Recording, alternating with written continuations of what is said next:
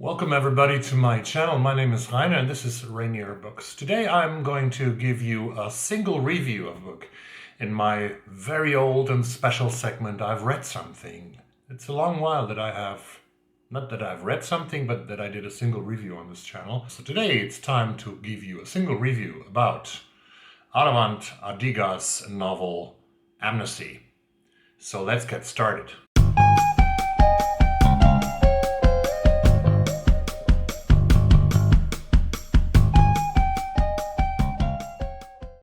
What's happening?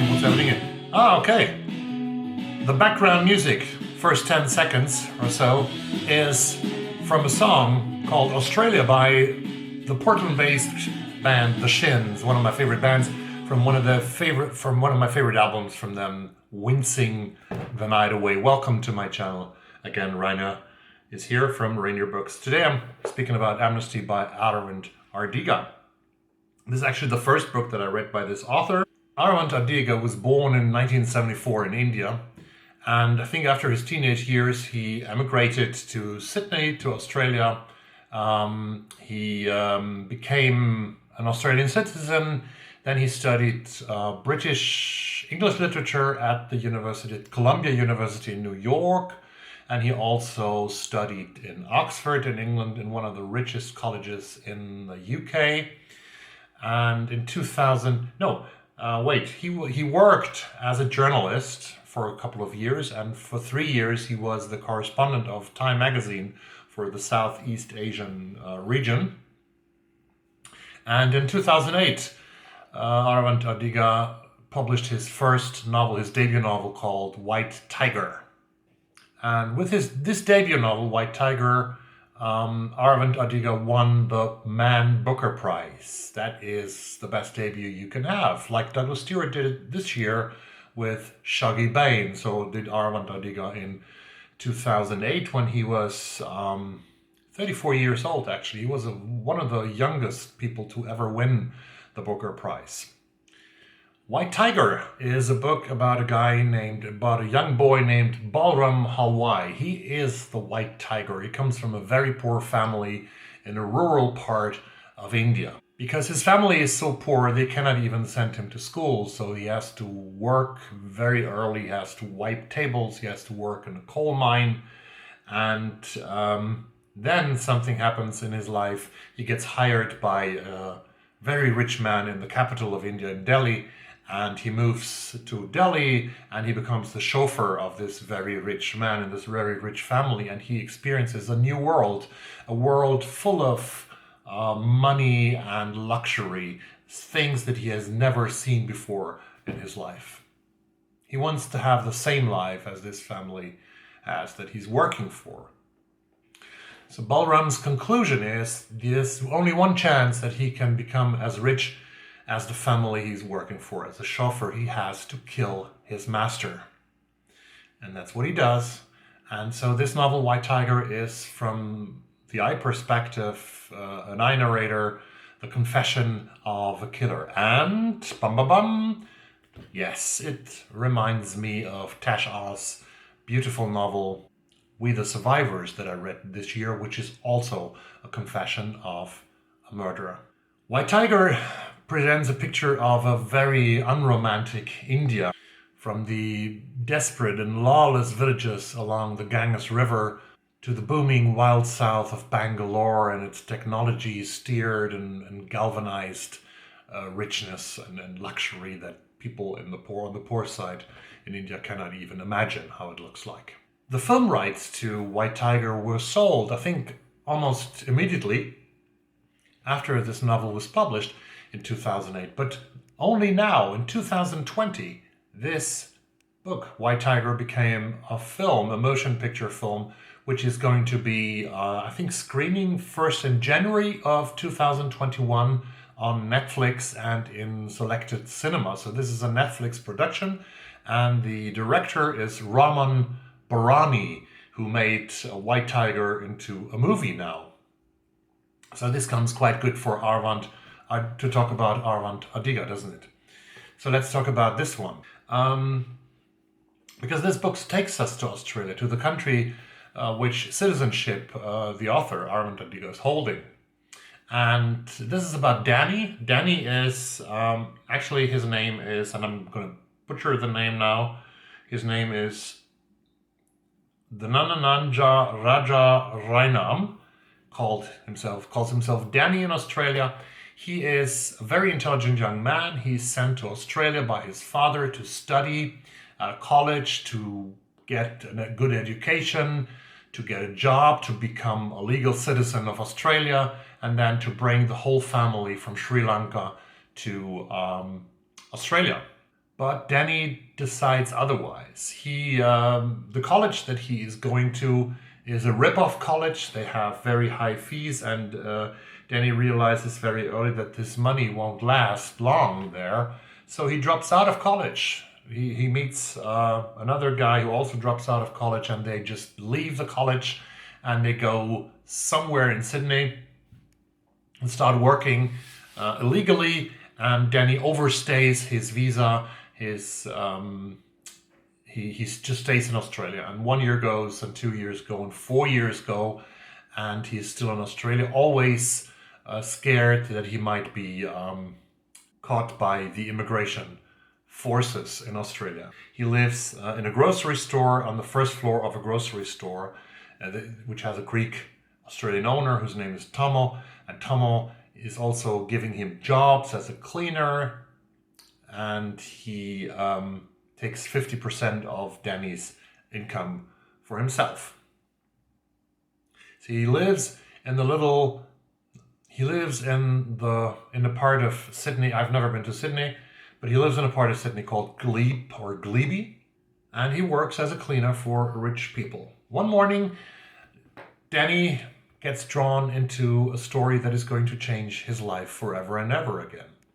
Because one morning, he is cleaning in a house, and on the opposite side of the house that he's cleaning, he sees police running into a house, and a woman of Indian descent, Radha, was killed. And her body was found close to a river, and her body was sort of draped into a leather jacket. And this leather jacket is a jacket that Danny is recognizing. It belongs to a man named Prakash. So Danny knows these two people quite well, and Danny suspects Prakash of being the killer of Radha. He even calls Prakash. The novel spans actually from morning to evening, and it starts at 8:46 a.m. and it lasts until 7:03 p.m., which is 10 hours and 47 minutes. And during this day, Danny has a lot of contact with Prakash. Prakash wants Danny to come to him and clean his house because he says he's going on a plane to South Africa. No spoilers here, because it's revealed quite early in the beginning of the novel. I'm not going to say how this novel ends because there are several turns that are quite interesting. This novel is, of course, about how an illegal immigrant views Australia, how he experiences Australia. I don't know if you know about the immigration policies in Australia, but Australia is said to have one of the, if not the strictest immigration policy of all the so-called Western countries. And you say Western? Australia? Western? No, it's not a Western country. Australia is actually the most, no, not the most, that would be New Zealand, but one of the most southeastern country you could imagine on this planet. But of course, Australia likes to be in this value community of the West and identifies itself as a Western country. Since 1992, and that's already 28 years ago, Australia has an extremely restrictive policy towards immigrants. They have put in place something in 92 that's called mandatory detention. And mandatory detention means that if you are being caught as an illegal immigrant, if you overstay your visa in Australia, they catch you, they grab you, they put you into a prison, into detention, in the mandatory detention, until you are leaving the country. For people arriving by boat, they have detention centers outside Australia. For example, in Papua New Guinea, that's close to Port Moresby, the capital of Papua New Guinea. There's a detention center that Australia keeps, and there's another one, I think, on one of the islands where they keep a lot of women and children. And in the detention centers in Australia, there are lots of suicides. I think more than 25 people have killed themselves over the course of the years, and the conditions are very, very bad, and people are not friendly, that I can tell you. I want to read a little bit of this book to get you an impression how this is written. 11:01 a.m. In the city of Sydney, the shopper is a child in a fairy tale. Sweets and colors surround her in a magic castle, and the wicked witch squints from government messages. Behind his mountain of $2.50 candies and $3.50 pink greeting cards stood a brown man, his head blocking a smoking kill sign as he guarded his most valuable cargo, scratch-off lottery tickets and cigarettes, both of which were encased in protective glass. The man behind the counter was burly, bearded, probably Bangladeshi, and Danny thought extremely legal. You can tell from the way he watches you. The brown man in a white man's city who was watching other brown men. Danny had studied all the ways this was done, from the amiable glances of the western suburbs Indians, smug in their jobs and Toyota Camrys, the easily acquisitive Sapvik Hi-Bye, or more recently the mysteriously Jamaican Hey Man of the fresh new students in Haymarket, the ones who are running madly across roads, the ostentatiously indifferent I've got nothing in common with you mate glances of the Australian-born children of doctors in Mosman or Castle Hill, icebox Indians, Danny called them, because they always wore black glasses and never seemed to sweat, even in summer. And worst of all, those families visiting from Chennai or Malaysia, clicking photos of the beach or loudly double-checking on the phone with relatives back home exactly which cholesterol medication or marsupial souvenir was needed from Australia. Man who has run from his family, you're not natural brown people, told Danny, and he, with his innate instinct for double or nothing, had streaked his hair in a barber shop. Standing in front of a mirror, he had imitated the gaze of an Australian-born man. My father is a surgeon at Westmead Hospital. I don't have time for immigrants like you. He had fixed this poster too. On the street of Sydney, Pakistanis, Indians, Sri Lankans still looked at Danny, but now they looked with envy. Easiest thing in the world, becoming invisible to white people who don't see you anyway. But the hardest thing is becoming invisible to brown people, who will see you no matter what.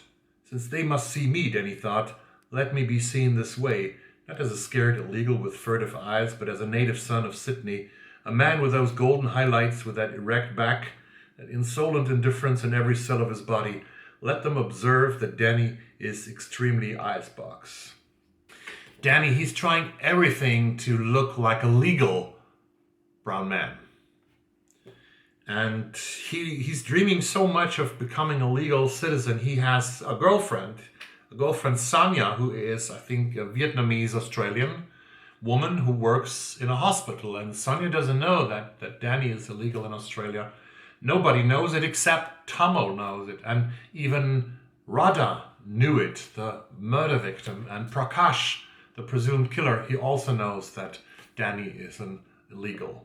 So they're playing a game, a rat and mouse game, Prakash and Danny, over the day, which I won't tell you how it ends. Because either Danny is reporting Prakash to the police that he really thinks that he killed Radha, or Danny is letting Prakash go to South Africa and he's up and away. And Danny can continue his illegal, poor life actually in Australia because he has no way out. There's no way out for him.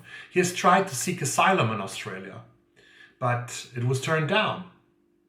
When he was in Sri Lanka, he was tortured. He was actually tortured, but this is no proof for the Australian government because Danny overstayed his visa. That makes him a criminal, and he's unwanted in Australia. If he had searched for asylum, maybe he would have had a slight chance, but probably not, because Australia is an extremely strict country to immigrants. And this is a lot about Australia and how Australia looks at immigrants. This is about how an immigrant from Sri Lanka views Australia and the Australians. And this is a great part of Australian literature, I guess. Aravind Adiga's novel Amnesty. It's very easy to read. I did this in about 2 or 3 days when I really got into the novel. It was a bit slow in the beginning, but then I sort of read it until 3 o'clock this morning, as I usually do with my novels. And I really recommend Aravind Adiga's novel Amnesty to you. And I also would love to read White Tiger now, which I haven't read. And the movie is coming for all of you who have read White Tiger very soon. I'm going to put a link to the trailer of the movie that's actually already on YouTube down below. So please leave a comment down below if you have read Aravind Adiga and Amnesty and what do you think. I'm very interested in what people from Australia think about this novel, of course. White, black, brown, whatever. Tell me about it. If this is a good description of Australia and about immigrants' life in Australia. Thank you very much for watching this video. As always, I'm returning hopefully with a tag video. Keep safe, wear a mask, and socially distance, and we will get out of this pandemic. Today I read actually that a Swedish guy, the vaccination officer, a new man showing up, Richard Bergström, has said that maybe 5 million Swedes of 10 million might be vaccinated until June next year. That's good news, isn't it? I hope so. Goodbye. Stay safe.